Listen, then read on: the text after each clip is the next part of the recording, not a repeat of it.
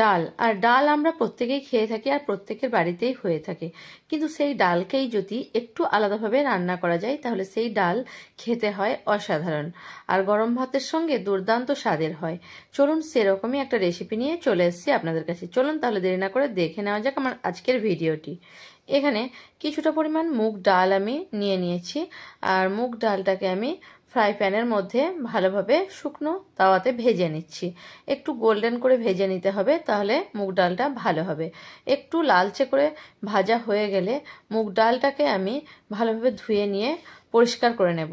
আর ধুয়ে পরিষ্কার করার পরে প্রেসার কুকারে বসিয়ে এটাকে ঢাকা লাগিয়ে আমি একটা সিটি মেরে নেব। লো ফ্লেমে, একদম লো ফ্লেমে একটা সিটি করে নেব, তাহলে ডাল সেদ্ধ হয়ে যাবে। দেখুন ডালটা আমার সেদ্ধ হয়ে গেছে। এখন ডালটাকে আমি একটা বাটির মধ্যে নিয়ে নিচ্ছি আর বাটির মধ্যে নিয়ে নিলাম ডালটাকে। এবারে ডালের মধ্যে দিয়ে দিচ্ছি 1/2 চামচ পরিমাণে লবণ আর দিয়ে দেব এর মধ্যে অল্প একটু, মানে খুব 1/2 চামচেরও কম চিনি। এবারে একটা ফ্রাই প্যান বসিয়ে দিয়েছি, আবার ফ্রাই প্যানটা আমি গরম করতে দিয়ে দিয়েছি। এখানে 2 চামচ আমি তেল দিয়ে দিচ্ছি, আমি রাইস ব্র্যান্ড অয়েল তেল দিয়ে দিচ্ছি, আপনারা সরষের তেলও ব্যবহার করতে পারেন, যে কোনো তেল। এবারে দেওয়ার পরে একটা শুকনো লঙ্কা কেটে আমি তেলের মধ্যে দিয়ে দিলাম আর মিডিয়াম ফ্লেমে রেখেছি। মিডিয়াম টু হাই ফ্লেমে রাখলেও ক্ষতি নেই। শুকনো লঙ্কাটা যখন একটু মানে লালচে আকার হবে, যখন পুরা পুরা একটু হয়ে যাবে, তখন আমি সাদা জিরে দিয়ে দেব এই তেলের উপরে। জিরেটা দেওয়ার পরে একটু আদা আমি কুড়ে নিয়েছিলাম গ্রেটারের সাহায্যে, সেই আদাটাকেও দিয়ে দিলাম।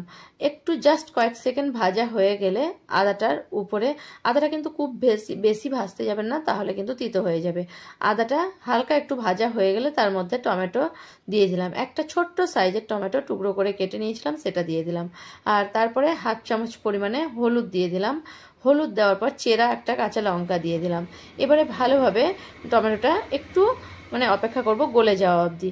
জাস্ট একটু গলে যাবে, তখন আমি এর উপরে দিয়ে দেব এখানে সজনে ডাঁটা।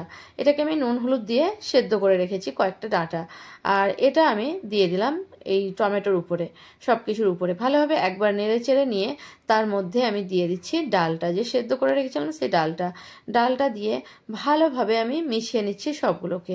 এবারে মিশিয়ে নেওয়া হয়ে গেলে জাস্ট আমি 4-5 মিনিটের জন্য ফুটতে দেব ডালটাকে, আর একটু জল দিয়ে দেব, ফুটবে, জলটা কমে যাবে সেই কারণে।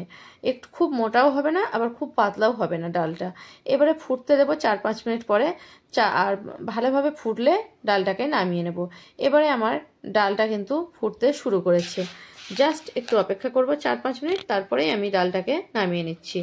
এবারে ডালটা একটা বাটির মধ্যে নামিয়ে নিচ্ছি। আমার ভিডিও যদি আপনাদের ভালো লেগে থাকে তাহলে আমার চ্যানেলকে সাবস্ক্রাইব করার অনুরোধ রইল, আর কমেন্ট করে জানাবেন এই ডালের রেসিপিটা আপনাদের কেমন লাগলো।